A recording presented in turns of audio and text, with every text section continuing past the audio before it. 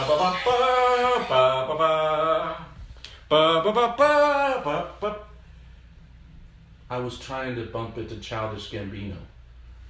Yo, what's up? It's your boy Jeep. My name's Rec. You better believe it is, and we're here again to talk to you not about episode 9 of Star Wars, no, not yet. Huh? A Star Wars story. Yeah, they're doing these little story films in between. Yeah. Anthology to milk the cash cow. Yeah, go ahead, Kathleen. Keep pulling on the udder. Drinking that green milk.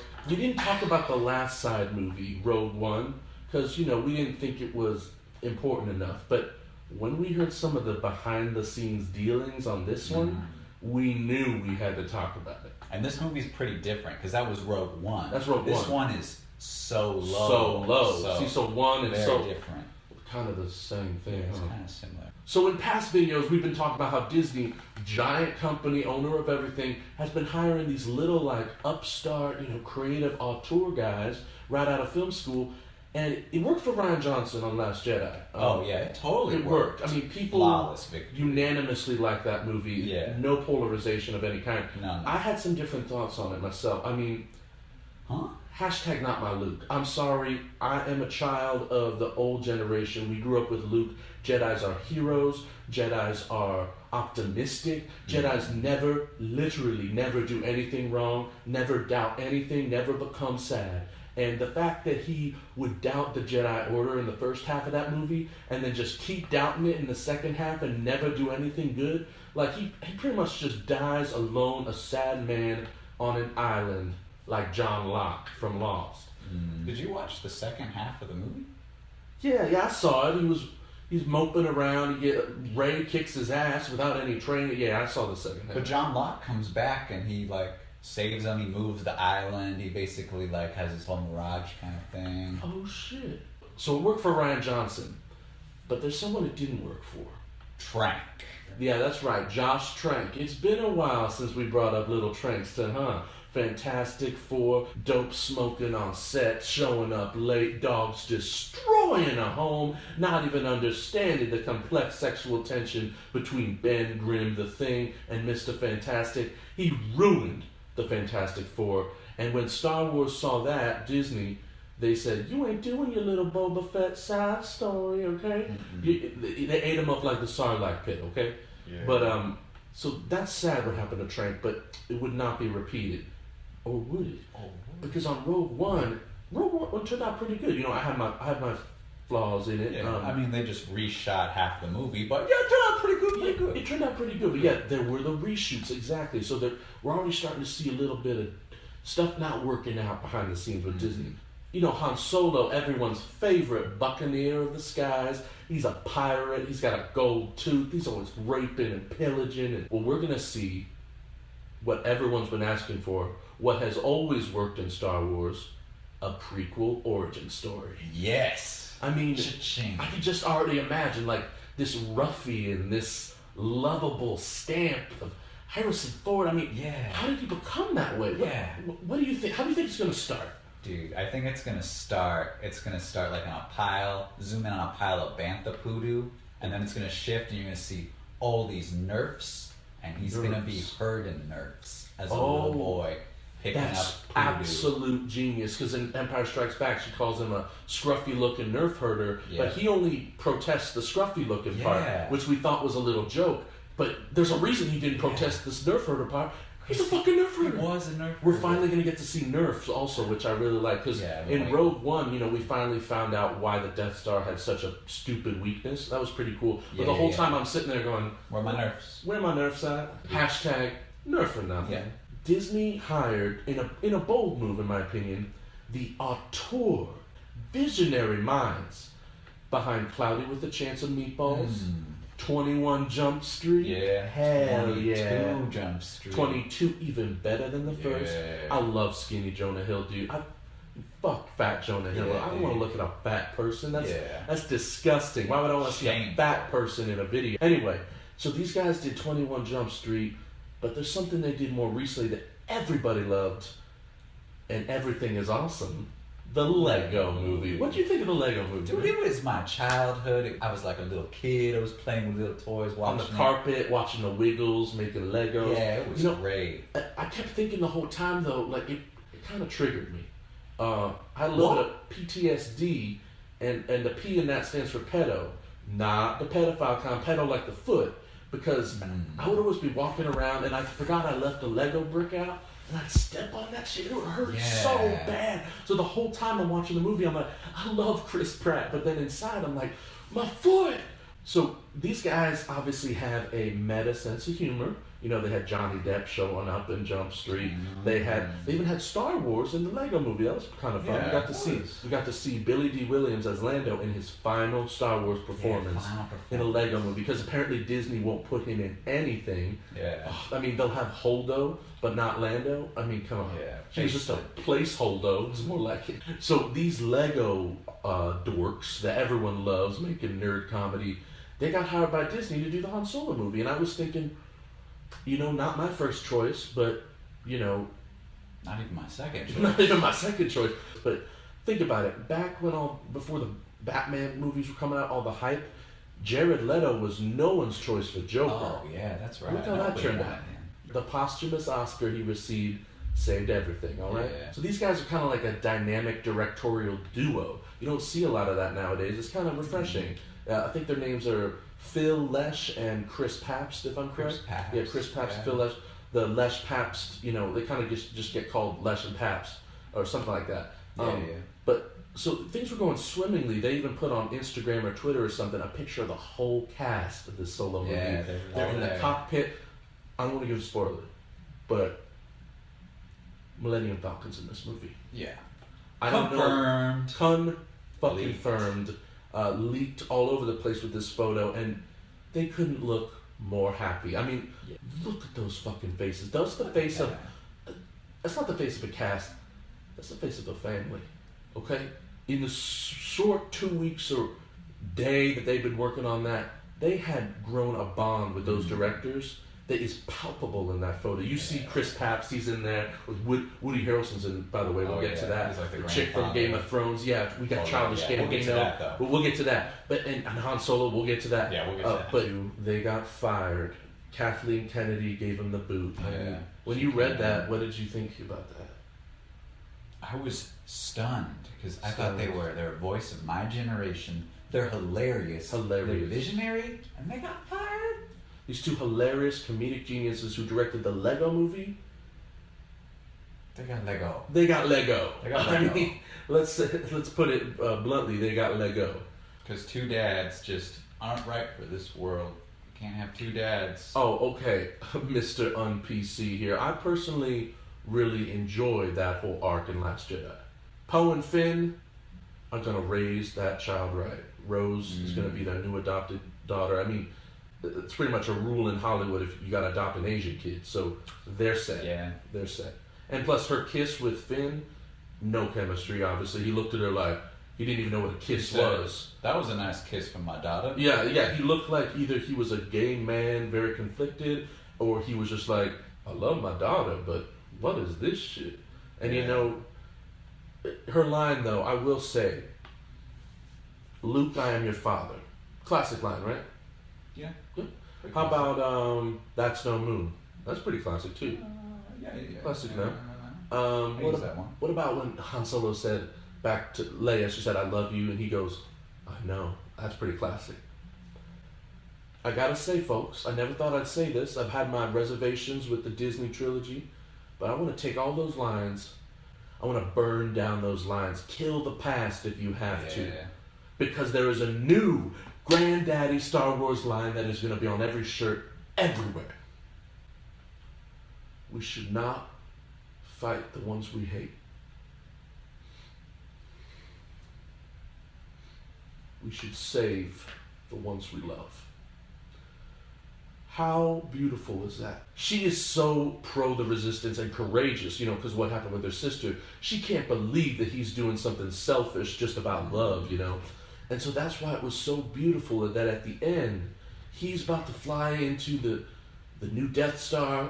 Yeah. That isn't a Death Star, but kind of it's still like, is Death Star. It's like a fetus Death Star. Yeah, it's like an embryo Death Star. It's like... Yeah, which another Death Star. Another Death It's Star. gotta be in there. We get it, but he's about to fly into it, giving his character actually something to do in that movie for once, Yeah. and actually giving him an actual arc where he goes from, you know, conflicted stormtrooper to, I'm gonna blow up a Death Star. I'm gonna blow up a Death Star. And then in she comes without knowing at all whether this collision would kill them both, but going boom! And then basically she did the exact same thing she criticized him for doing in the beginning, doing something out of love. And she really taught us a lesson that, you know... Don't mansplain to me. Women are hypocrites. Actually, you should probably cut that. Given the current climate, please cut out that last statement. Okay, we'll cut that out. Man, it's a real shame because you see that photo and they were such a family, and to tear a family into, well, they brought in someone to replace them. Kind of feels sort of like a weird stepdad coming in and fucking your mom on the kitchen table. Yeah. Ronnie Howe. Good old Opie, good old boy. I was in a black and white sitcom whistling with my paw. Ain't done shit since. Yeah. Except for ride on the coattails of my more talented brother, Clint Howard, who better fucking be in this. I mean, I don't care if he plays like a young Dr. Evazan or maybe Dengar pre-Burns. Ooh. It would have to be pre-Burns because Clint has a face you don't want to waste on like a monster. He doesn't have a face that looks like it's been burned. No, not remotely. Yeah. You know, some might say this makes sense to get Ron Howard because he did direct Willow, I guess, and that was a Lucas-produced movie with Warwick Davis in it, who's a Star Wars character. But come to think of it, I think Warwick Davis, you know, little guy, played Ewok, I think he had something to do with this. Yeah, I think he pulled some strings. Yeah, I think behind the scenes, the puppet was pulling the strings. You know, Pinocchio got no strings to hold him down, kicking these directors out of town. Because, I mean, he probably, how do you think that went? He probably went to Ron and was like, Ron, I haven't been in a film in a while, and Ricky Gervais isn't in the mood to exploit me for his comedy this year. Yeah. So I'd like you to direct the new Star Wars. And what do you think Ron said? I was probably like, sure, I'm not doing anything. G. Willikers, I'm a country bumpkin. Oh, wait, dude, that's gonna get taken out of the video. We can't. Oh shit! Yeah, YouTube copyright laws. I'm so sorry. Childish Gambino though, we're good. So Ron Howard's taken over. I guess he thought, oh, people love me because I narrated Arrested Development. I'm now gonna narrate another part of your childhood. Hip with the kids. I couldn't care less. Ron, do me a favor. Smoke a bong I'd like to call an exhaust pipe. Get yourself out the game, Ron. You're Hollywood cancer. Like the stepdad came in after the dads who loved were taken, beaten, and removed. The and two now gay dads were taken and outcast, and now we got a ginger old man telling us what to do. Yeah. If they took a traditional dad, ginger old nuclear family. Yeah. You know, like Aunt Beru and Uncle Owen. You saw what happened to them though. Ron's gonna be in a heap of rubble, smoking like a charred, bony corpse. But we're being a little too harsh, but it's deservedly so. And he's not going to give us the movie that Lesh and Pabst gave us, you know. So I was thinking, I want to know what the script was gonna be, you know, before we got Ron Howard tinkering in the works. So I went where any Star Wars fan goes for the way ahead of time leaks. Latino Fireman News.ru. Yeah. It is .ru now because due to the current climate with the Russians, they did take it over. But Latino Fireman News they always break everything really early. Yeah. So they had this new thread, right, on the forum, and it just said leshandpaps.pdf. And I'm not going to get crude here, but I reached a point of satisfaction, I will say, within my trousers when I saw that. And I clicked it immediately, downloaded it before the Kennedys of the world and the crooked, nasty women at Disney took it down. So I got the PDF. It's legit. Dang. So what was it? He didn't even know this till now. I didn't even know. I've been keeping I thought it it was just secret. your Uncle Riffs. No, Uncle Riff, he is a con man. I believe he gave us the script for Dark Knight Rises in the past. He's currently serving a jail sentence. Irony is his cell's right across from the kid who shot up the Dark Knight Rises theater. Yeah. So like they're always like mocking each other, like I made a fake script, and then the kid's like I killed people. They're like kind of buddies, like ripping each other. So weird. Lesh and Pabst should write the movie script for that. That'd be a good That would be a movie. good I mean, comedy. they'd understand the whole conflicted duo thing. But yeah, I have the script. I didn't bring it with me because I actually haven't read the whole thing yet. Yeah, still What I went through it. what I read was so good that I had to like put it down for a second and be like, hold on here. I want to savor this because if we're never getting this movie, I don't want to read all this at once. This will be a year-long experience for me. I plan on reading like a few pages a month. But what I have read, it would have been so good. I'm telling you, man, it would have been so good. So what you had said you wanted it to start with the Bantha Poodoo and Nerf herding. Yeah. You're not far off, actually. They kind of like to retroactively force in things that are new, like that planet Crate from the Last Jedi. It turns out Han, I don't know if he was born there, but he's working there at the beginning of the story. He's a salt miner. And he's kind of pushing barrels of salt around, and he's like, man, I wish I had a different job. I wish I was a pirate. You know, it's one of those old tropes of like a kid who wants to be a pirate. Classic tale. And he's pushing a salt cart around, and you know we see some other characters just in the background, little treats for the fans. Like we see Goss Tours walk by. We even see, it's crazy. The Garandan, I think. Yeah, the Garandan. Yeah, he's in the back and he's like sipping this long thing of cola, and like they just cut to this quick, like it's odd how it's straight on, but it's like a straight on shot of him. He's sipping on like a long thing of like a liquid thing, and he looks at the screen after sipping and he goes, sipping on gin and juice. Yeah. It's really weird. It lingers for a while, but it's really necessary. It's world building. They explain and give us everything we ever wanted to know about Han Solo.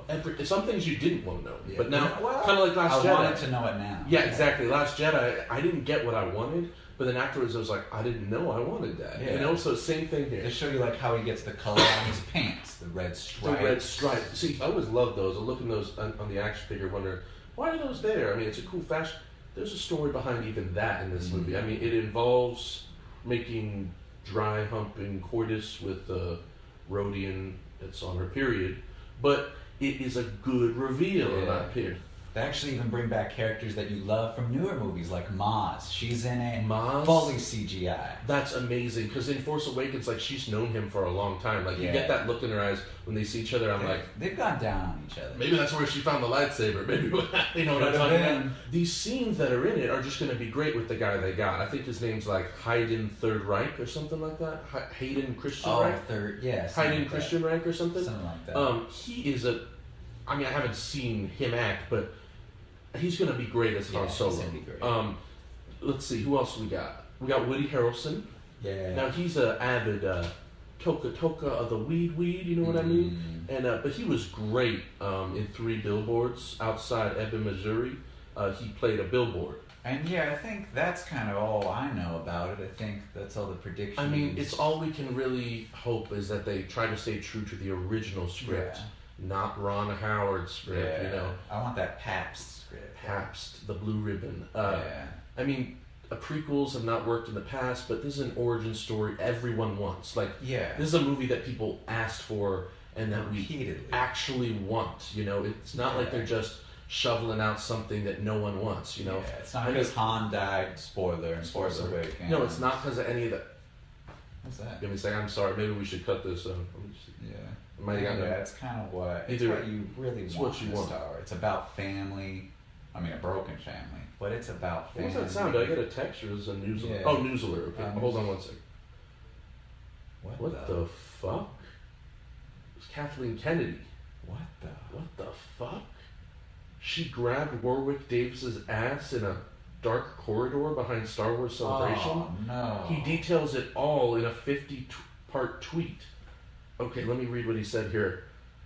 I, Warwick Davis, beloved midget actor, they don't mind being called that, was treated like the small, broken toy most people view me as.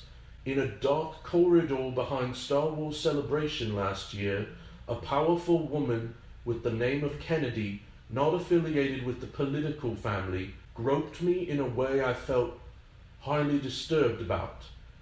She treated me like an Ewok. She rubbed my face in poodoo, and she called me Little Annie. I mean, this is going to change everything. I think it's time for the films to end.